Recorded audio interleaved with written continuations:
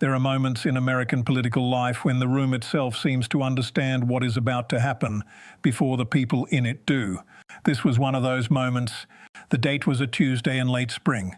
The television lights inside the Fox News studio were the particular shade of blue-white that makes everyone look either authoritative or exposed, depending on what they are carrying into the conversation. Kari Lake was carrying contempt.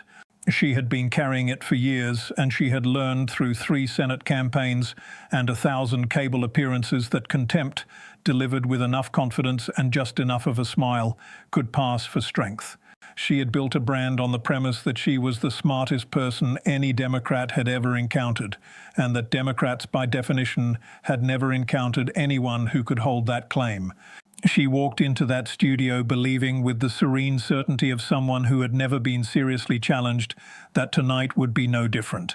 She was wrong in a way that would take about 47 minutes to become fully visible to everyone watching, but it would become visible.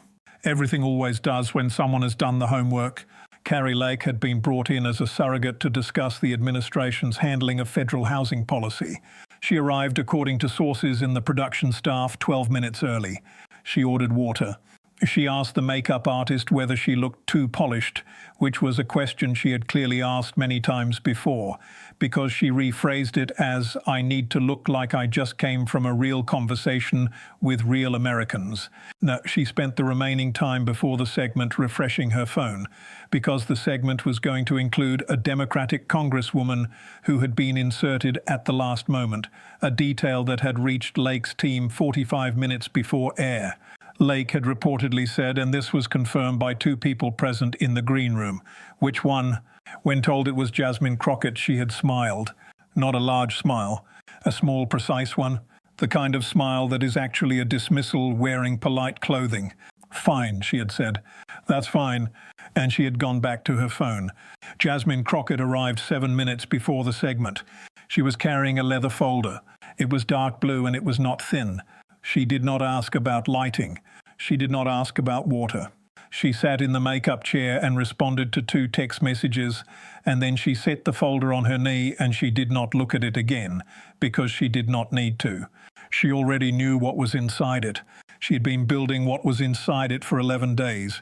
The segment opened with a question about federal housing voucher funding. Kari Lake took the question and expanded it, which was what she always did, because a question about housing policy was really, she explained, a question about the character of the Democratic Party, which had spent 50 years promising housing to communities of color and delivering nothing but dependency and failed bureaucracy. She was warm when she said this, practiced. She had said some version of it at least 200 times. She looked at Jasmine Crockett exactly once during this opening statement, and the look was the kind that is worse than not looking at all. It was the look of someone noting the presence of an obstacle they intend to drive around.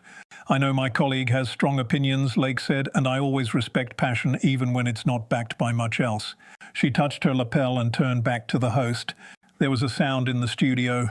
It was the sound of the room deciding what kind of conversation this was going to be.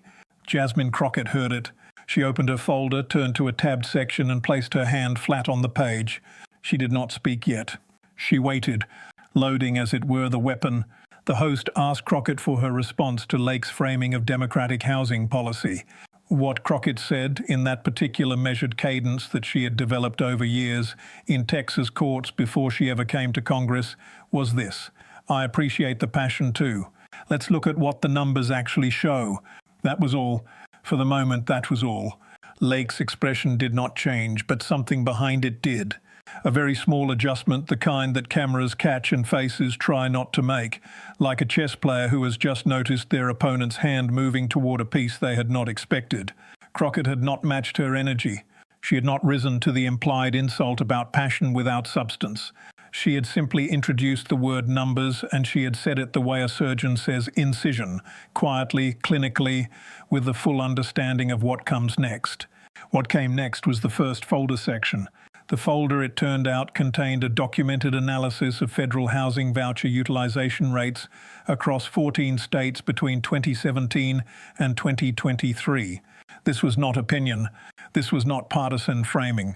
This was a Government Accountability Office report filed under reference number GAO 23105413, and it showed, in tables that Crockett had highlighted in 3 separate colours, that in the 7 states with Republican-controlled legislatures during that period, housing voucher utilisation rates had declined by an average of 22.4%. In the same period, in states with Democratic legislative majorities, utilisation had increased by 17.8%. She placed the highlighted page on the desk between them. She placed it gently, the way you place something that does not need to be thrown to land with full force. Lake looked at it. The host looked at it. "This is the GAO report from March of last year," Crockett said. "Not my numbers. Their numbers." She turned to Lake. "Would you like a moment to review which states are in which column?" Lake said she did not need a moment. She said the GAO report was a product of a bureaucracy that had been compromised by decades of progressive capture, a phrase she had clearly prepared. She said that real Americans were not living in GAO reports. They were living in communities that democratic policies had devastated. She said the word devastated with genuine conviction, and in the studio for approximately 3 seconds, it sounded like the statement of someone who was winning the argument. Those 3 seconds ended when Crockett said, "Let's talk about Texas," because Texas was in the report. Texas was in column B, the column showing declined utilization, and Texas had been governed at the state level by Republicans for 29 consecutive years. She turned to the page. She read the figure.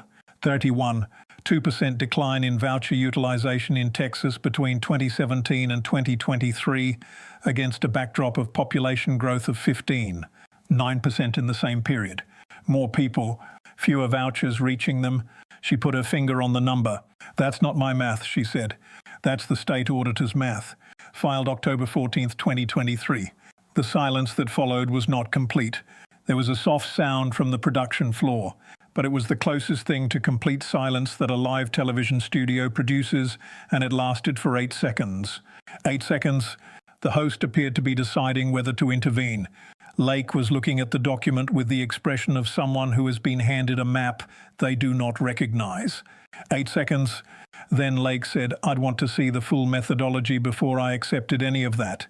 And she said it with admirable smoothness, but the smoothness itself was the tell, because people who have good answers do not reach for methodology objections. They reach for the answer. Crockett simply nodded. "That's fair," she said. "The methodology is on page 34. I have a copy for you." She slid a second document across the desk. It was already tabbed. This was the moment that several commentators would later identify as the turn, not because of anything dramatic, because of what it demonstrated about preparation. One person in that studio had spent 11 days with these documents. One person had not known 45 minutes before air who they would be sitting across from. The room understood this. The cameras understood this. And Lake for the first time appeared to understand it too, though she gave no outward sign beyond a nearly imperceptible stiffening at the collar, the physical equivalent of a system rerouting. The second folder section opened with a name, not a statistic, a name. Darlene Whitmore, 63 years old, a retired school aide from Lubbock, Texas, who had applied for a Section 8 housing voucher in August of 2019. Her application had been confirmed received. Her place on the wait list had been documented. She had been assigned case number TX0441-2019-8817, and she had waited. She had waited through 2020, through a pandemic that had cost her the part-time job she had taken after retirement to supplement her fixed income. She had waited through 2021 when her landlord had raised her rent by $340 a month. She had waited through 2022 when her daughter had moved back home with 2 children to help share costs. Her name had reached the top of the wait list in March of 2023, at which point she had been informed that the program had been administratively suspended pending a state budget review. She was currently still waiting. Her case number remained active. Her circumstances had become considerably more difficult. Crockett read this not from memory but from a single printed page, and she read it slowly in the manner of someone who understands that some information needs room around it to land with full weight. When she finished, she looked up. "Darlene Whitmore asked me," Crockett said, "to make sure her case number was said out loud in a public place at least once. TX0441 2019 8817. She closed that section of the folder. That's what a waitlist looks like when it's managed as a budget line instead of a human obligation. Lake said something about individual cases being tragic but not representative. She said it carefully and she chose the word tragic, which was the correct word, but the sentence around it was doing political work trying to contain the case of Darlene Whitmore inside an acceptable category of unfortunate exception. Crockett let her finish. Then she said, Darlene isn't an exception. She's a data point. Specifically, she's one of 287,000 data points.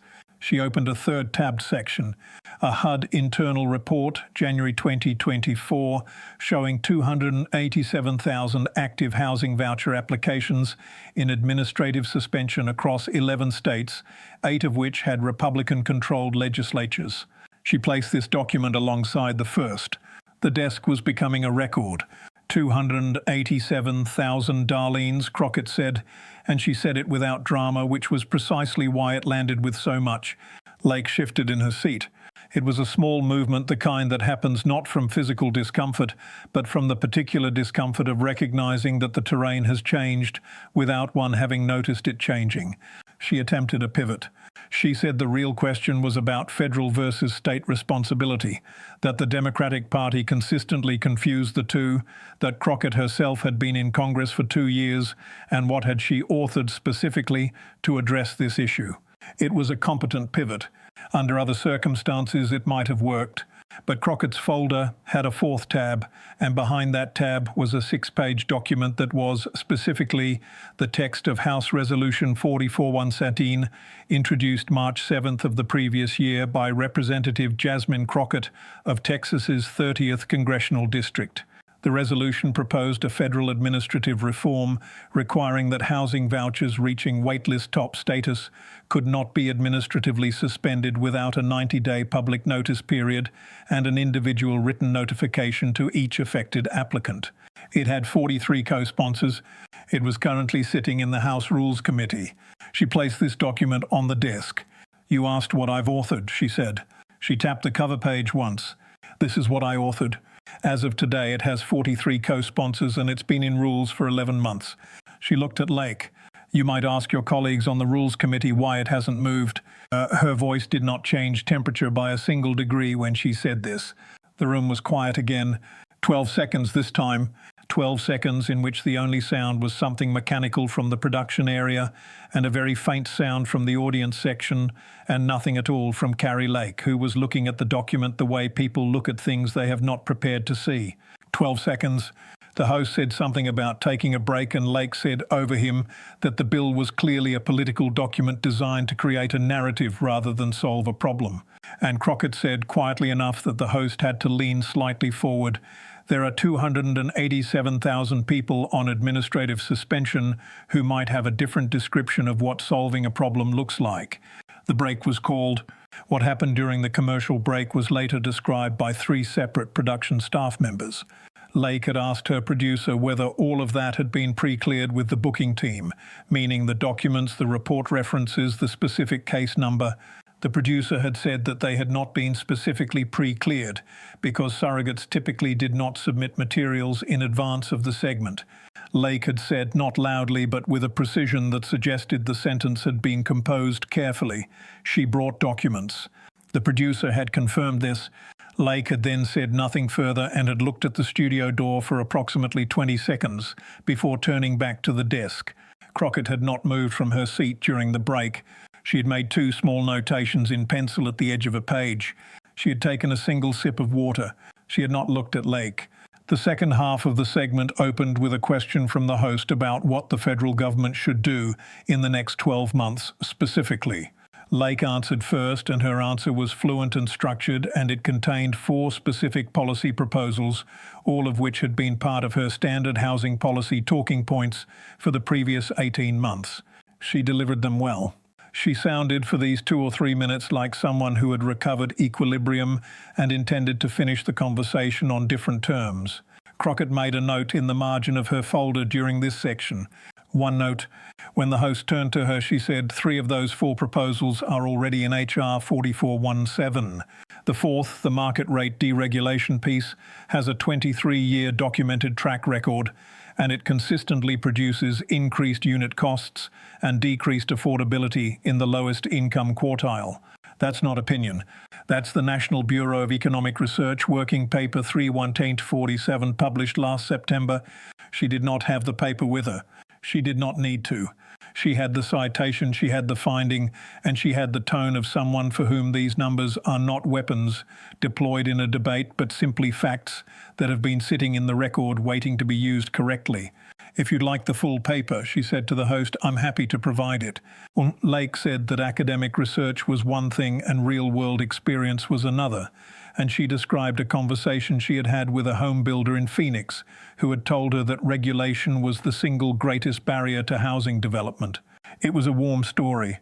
It was told with the practiced familiarity of a story told many times before. And when it concluded, Crockett said, I'd like to ask you a direct question. Lake said she welcomed it. In the states where your party controls the legislature, Crockett said, and where GAO documents are 4% average decline in housing voucher utilization over 6 years. Is there a single example, one state, one program, one documented outcome, where the approach your home builder in Phoenix described produced measurable improvement in housing access for families in the bottom income quartile? She put her pen down on the folder. One example, documented. I'm not asking for an opinion. I'm asking for a receipt. And the silence that followed was the longest of the evening. It was not a conversational pause. It was not a moment of collection. It was the silence of a question that has no good answer regardless of what is said, because a yes requires documentation that does not exist, and a no confirms everything that has been documented in the previous 40 minutes. Lake's jaw moved slightly. Her hand, which had been resting open on the desk, closed. Her eyes went briefly to the left toward the production area and then returned. The host appeared to have decided not to interrupt. 5 seconds, 10 seconds, 15. The sound from the production area was gone. Someone in the far row of seating had stopped typing. 20 seconds. Lake said, I think the framing of the question is designed to be unanswerable. 23 seconds after the question was asked. And Crockett said evenly and without any alteration in expression whatsoever, the framing is a documented government report and a yes-no question. If the honest answer is no, that's a data point too. Lake said that she was not going to sit here and be lectured by someone who had been in Congress for 2 years about housing policy that she had been working on for 2 decades in Arizona. She said it with genuine heat, and the heat was audible, and it was the first unmanaged sound of the evening from her side of the desk. Her voice had moved approximately half a register higher than it had been at the start of the segment. Her hand, which had closed, was now pressed flat against the surface of the desk. Crockett looked at her without urgency. She let the statement settle. Then she said, You've been working on Arizona housing policy for 2 decades. She said it without inflection.